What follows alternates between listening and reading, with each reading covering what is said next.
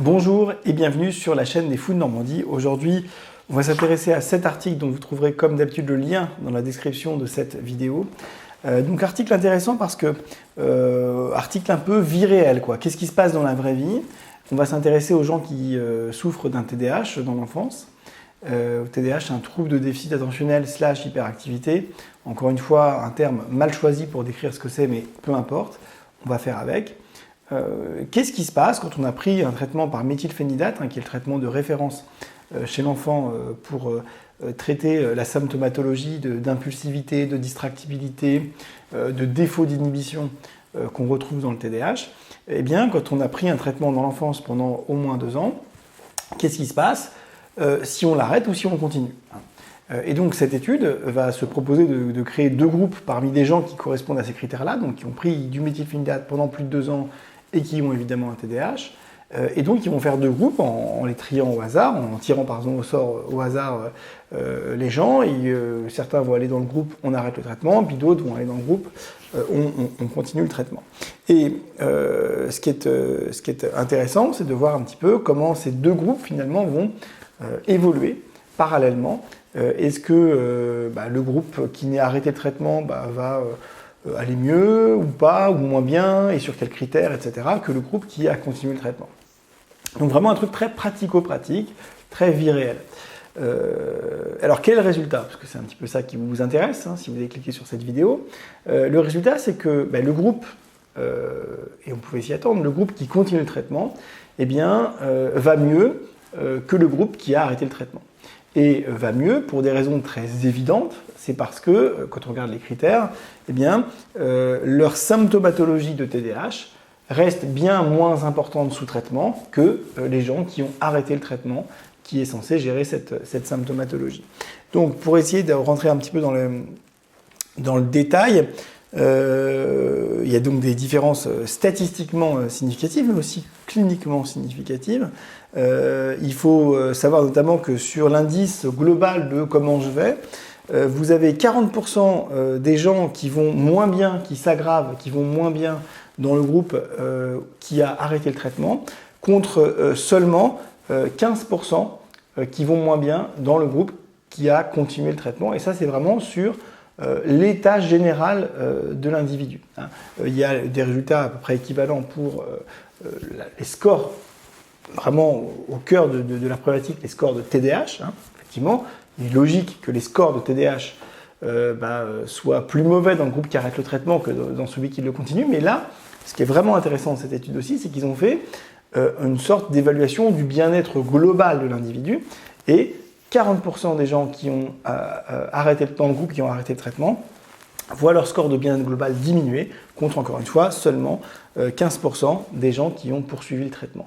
Et ça, c'est vraiment important parce qu'effectivement, c'est intéressant de mesurer les scores de TDAH, mais enfin, en même temps, on se doute bien que si j'arrête le traitement contre le TDAH, mes scores de TDAH vont augmenter. Bon, merci, bonne journée. Simplement, il ne faut vraiment pas oublier que l'impact qu'a le TDAH sur la vie des gens, il n'est pas que purement sur les symptômes de TDAH. Il a des impacts sur la qualité de vie en général de l'individu. C'est pas que à l'école ou c'est pas que je ne sais quoi.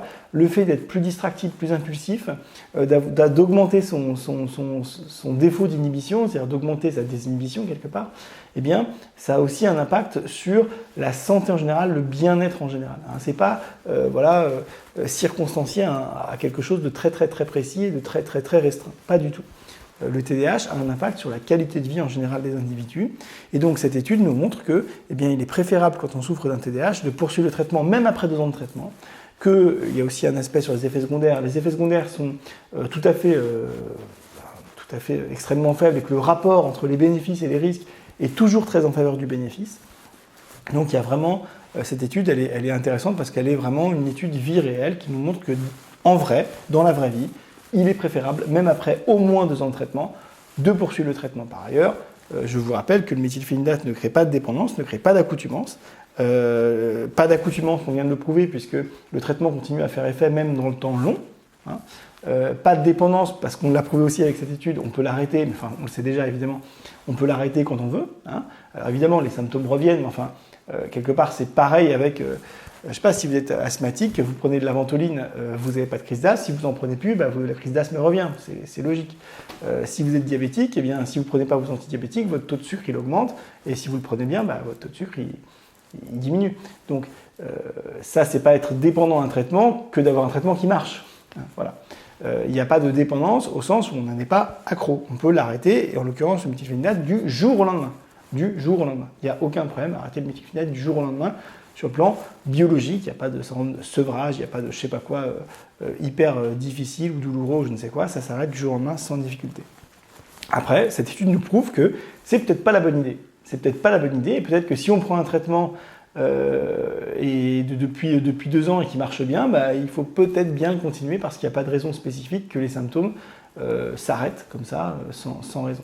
Après, vous le savez, et j'insiste beaucoup dans mes vidéos là-dessus, le changement de l'environnement de l'individu peut tout à fait justifier l'essai et même l'arrêt complet et définitif, en tout cas tant qu'il n'y a pas d'autre changement, du méthylphénidate. C'est-à-dire que si vous avez quelqu'un qui passe d'un emploi de bureau enfermé dans un bureau pendant des heures à trier des papiers à, je sais pas moi, éleveur de brebis dans les Alpes, et encore, il y a des contraintes aussi, enfin quand même c'est peut-être un peu moins pénible.